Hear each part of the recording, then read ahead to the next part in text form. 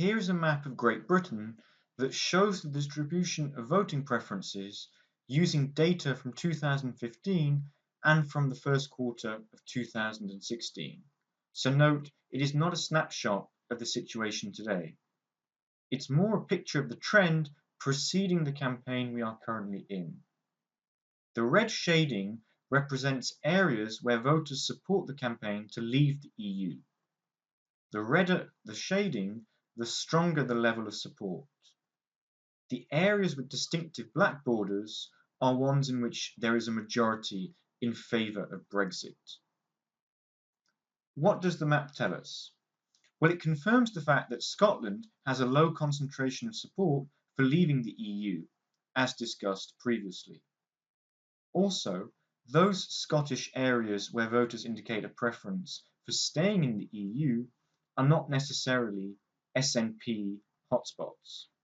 EU membership thus has a wide appeal in Scotland. But within England, there are some very noticeable divides. London is like Scotland in the sense that its boroughs, which are shown in the inset at the bottom, are very lightly shaded. This trend corresponds quite well with the high level of Labour Party support in the UK's capital, especially in the inner boroughs. Despite the ambivalence of its leader, Jeremy Corbyn, who has admitted to voting to leave the EEC in the 1975 referendum, Labour's official policy is to campaign to keep the UK in the EU.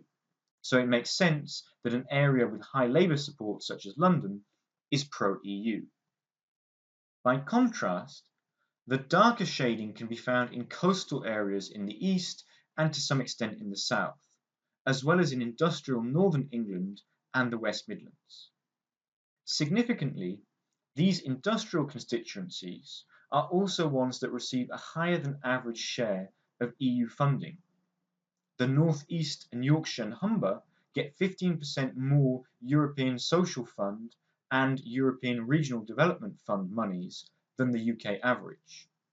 So although I said before that political preferences can often be linked to how closely people feel affected by a policy, in this case it seems many voters in these particular English regions are not so worried by potential economic losses if the UK leaves the EU. In recent national and European elections, regions such as the North East and Yorkshire have shown strong support for UKIP, the United Kingdom Independence Party led by Nigel Farage. In these kinds of places, UKIP support has come primarily at the expense of the Labour Party, indicative of a broader trend that has seen the Labour movement become more middle class and metropolitan and less grounded in the English industrial heartland. Here is some more data on how voting intentions differ across various categories of voters. What this image shows is that the biggest variation between how people intend to vote occurs on the basis of age.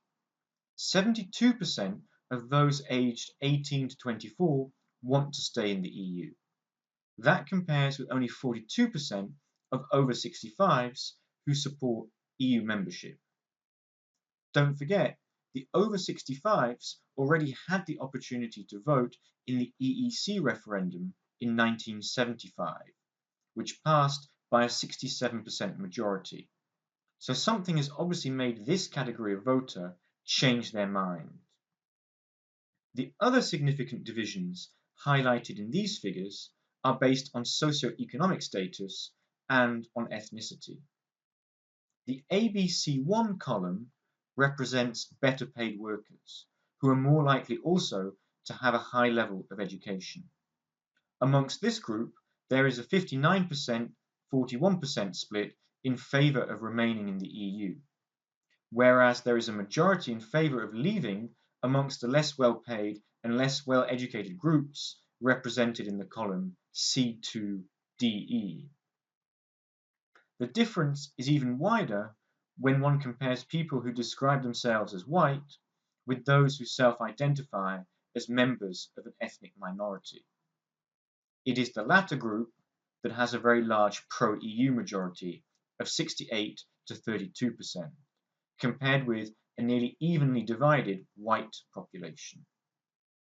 Of course, it's rare that voters think about public opinion according to these neatly drawn categories. That's something for academics or policy wonks.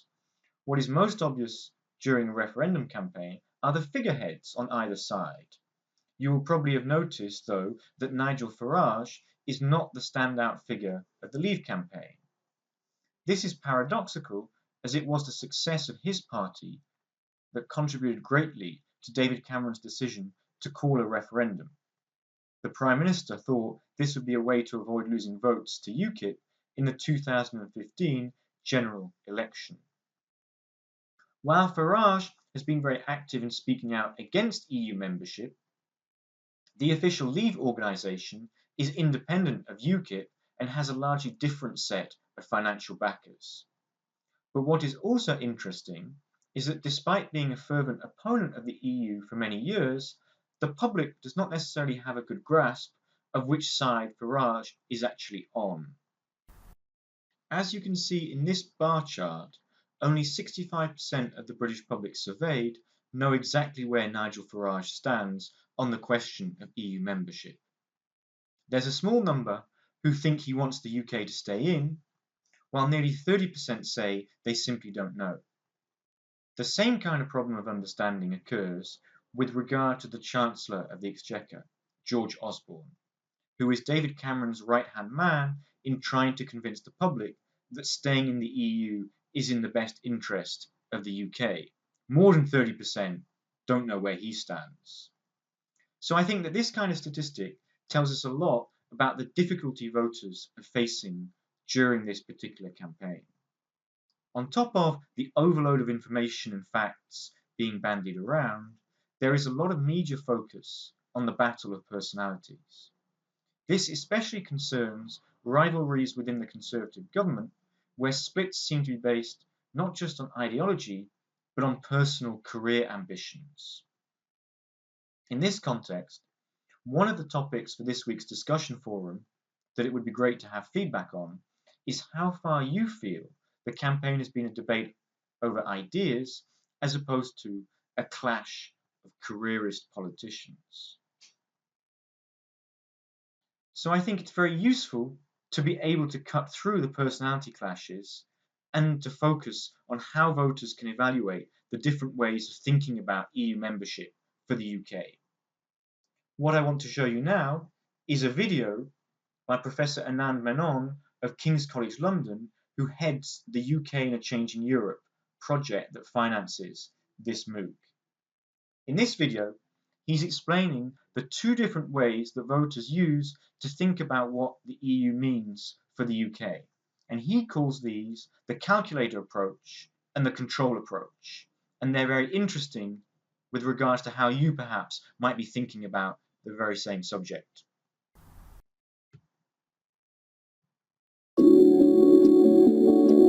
Broadly speaking, there are two ways we can think about this. The first way, I call it the calculator approach, is all about costs and benefits. Does membership of the EU make me richer? Does it make my country richer? The other approach isn't about money, it's about identity, it's about control. The fact is that people want to feel they belong to a community and that they have a say over who governs them and how they're governed. And so any opinion on membership is going to involve a balancing act between these two sorts of concerns. Does the EU make us wealthier on the one hand? And is the price we pay in terms of community and control worth it on the other?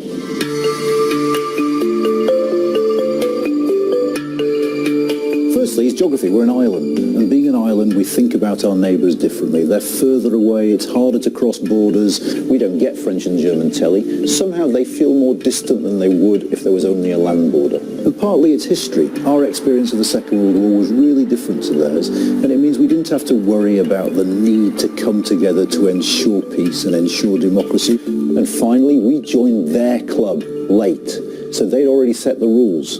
And key things like a common agricultural policy designed by the French for the French were already there when we came in. Let's think first about the calculators. And the key to the economics is the single market. And it's this market that lets us buy and sell across the whole of the European Union. Governments aren't allowed to protect their markets from goods from other member states. And broadly speaking, insofar as economists ever agree, they agree that the market has made our economy bigger. It's increased our choice. And compare our supermarkets now, if you're old enough, to those of the 70s. There is no comparison. But the benefits aren't the same for everyone. Big firms that do a lot of their business in Europe may love EU membership. Big firms that don't trade in Europe but trade with China and India might find EU rules annoying. Small firms that don't trade in Europe still have to apply EU laws, and that might be costly for them. Third, some sectors have done better than others. Financial services thrive in the EU, while parts of manufacturing have suffered. And of course then there's geography. The South has done better from the EU market than the North, because the South is closer to the EU market than the North.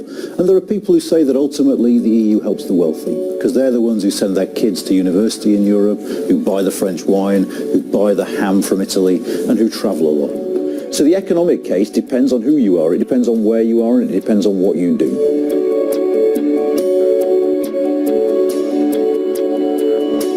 Politics is also about community, because states are founded on communities that share identities, and it's this sense of community that allows them to do many of the things they do, like creating social services and a welfare state and things like that.